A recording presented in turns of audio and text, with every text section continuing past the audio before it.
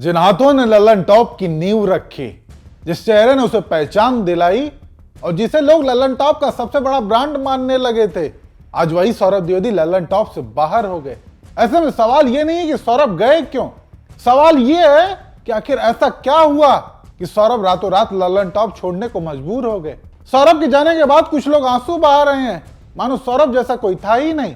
लेकिन सच तो ये है कि सौरभ ने लल्लन टॉप में रहकर जो कांड किए, उसकी सच्चाई आपके पैरों तले जमीन खींच लेगी। इस वीडियोज में हम आपको सौरभ द्विवेदी के लल्लन टॉप छोड़ने की असली कहानी, सौरभ का घिनौना सच और उनके उन कांडों के बारे में बताएंगे जिसके बारे में आपने कभी नहीं सुना होगा। साथ ही ये भी बताएंगे कि सौरभ के लल्लन टॉप छोड़ने के साथ लोग क्या क्या बोल रहे हैं।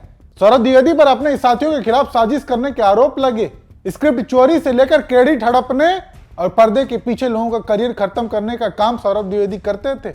और ये आरोप हम नहीं बल्कि उन्हीं के साथी ने लगाए हैं। लल्लन टॉप के एक पूर्व कर्मचारी पत्रकार सुमेर सिंह राठौर ने सौरभ द्विवेदी पर कई गंभीर आरोप लगाए।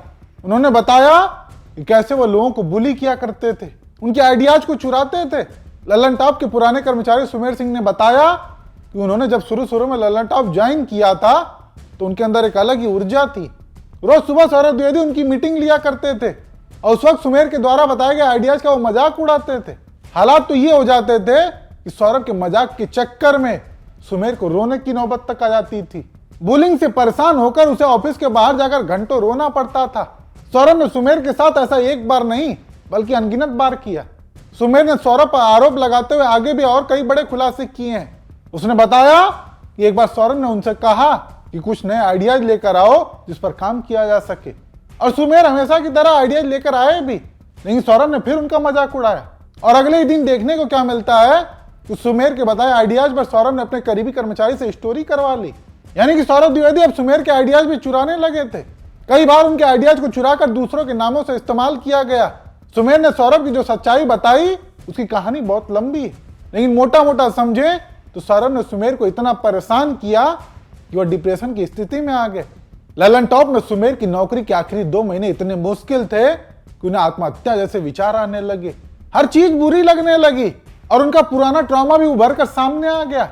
ऐसे में सुमेर के साथ अगर कुछ अच्छे लोग ना होते तो शायद वो नहीं बच पाते और इस दुनिया में नहीं होते। जबकि सुमेर की लल्लन टॉप में भूमिका इतनी अहम थी कि उनके मुताबिक उन्होंने इंस्टाग्राम पर द लल्लन टॉप की शुरुआत की थी। सोचिए, शुरुआती पोस्ट में उनकी बहुत बड़ी भूमिका थी। हालांकि सुमेर की यह कहानी कितनी सच्ची है ये तो वही जाने, लेकिन ये बात तो तय है कि मीडिया जगत की जानी मानी हस्ती सौरभ द्विवेदी के बारे में उनके साथ काम करने वाला कर्मचारी ऐसा ही कुछ नहीं लिख सकता या लिख देगा, और ना ही वो सौरभ पर हवा में इतने गंभीर आरोप लगाएगा। हालांकि सुमेर की कहानी सौरभ द्विवेदी का वो चेहरा दिखाती है जो हमारे सामने कभी आया ही नहीं। और ये तो कुछ भी नहीं है, जिस तरीके से सौरभ द्विवेदी ने खुद को ब्रांड बनाने के लिए किसी और चेहरे को मौका ही नहीं दिया, वो भी हमेशा चर्चा का विषय बना रहता है। लल्लन टॉप पर जिस भी चेहरे ने थोड़ी सी पहचान बनाई, कुछ ही दिनों बाद उसके इस्तीफे की खबर सुनने को मिली और इस लिस्ट में अभिनव पांडे का नाम सबसे ऊपर देखने को मिलता है। सौरभ द्विवेदी का कुछ यही रवैया रहा कि अभी वर्तमान में लल्लन टॉप में ऐसा कोई चेहरा नहीं बचा है जिसके अंदाज को लोग पसंद करते थे।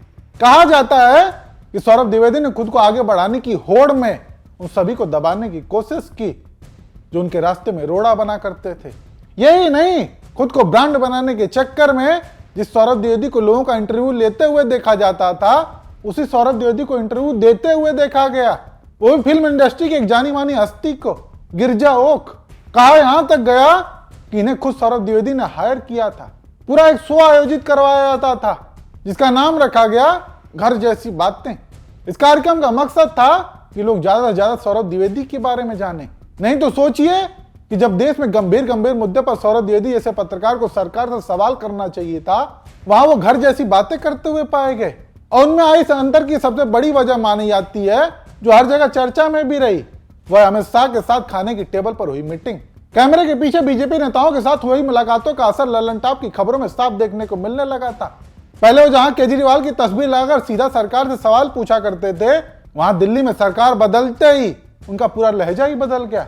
मुद्दे वही हुआ करते थे, नहीं सरकार का चेहरा यानी रेखा गुप्ता की तस्वीरें गायब रही, और यही कारनामा उनकी हर एक खबरों में साफ देखने को मिल रहा था। कहा जाने लगा कि अब सौरभ द्विवेदी भी गोदी मीडिया की सूची में आ चुके हैं। हालांकि उन्हें कभी चित्ता त्रिपाठी, रूबिका लियाकत और सुधीर चौधरी वाली लिस्ट में तो नहीं रखा गया, लेकिन उनकी चालाकी भी किसी से छिपी नहीं। ऐसे में अब जब उन्होंने लल्लन टॉप छोड़ दिया है तो लोग उनके कारनामों को याद कर रहे हैं। एक एक्स यूजर ने ट्वीट करते हुए लिखा कि जैसे कुमार विश्वास को कुछ लोग कवि समझते हैं, वैसे सौरभ द्विवेदी को भी कुछ लोग पत्रकार समझते हैं, जबकि ना कुमार विश्वास कवि हैं और ना सौरभ पत्रकार। सौरभ एक अच्छे होस्ट हैं, अच्छे एंकर हैं, भाषा अच्छी है, लेकिन पत्रकार नहीं। एक और ट्वीट देखिए, यूजर लिखते हैं कि सौरभ द्विवेदी लल्लन टॉप छोड़ रहे हैं, कई लोग आंसू बहा रहे हैं, मगर सच ये है कि सौरभ द्विवेदी पत्रकार नहीं, वो स्टोरी टेलिंग को पत्रकारिता कहकर बेचते रहे। बड़े मुद्दे थे, इंदौर में लोग मर रहे थे, पीड़ितों से बात जरूरी नहीं थी, ज्यादा जरूरी था फिल्मी वालों को बुलाना, किसी को नेशनल प्रेस घोषित करना। अरावली लुटती रही, मुद्दा निपट गया और ये गिरजा ओक और गॉसिप में उलझे रहे।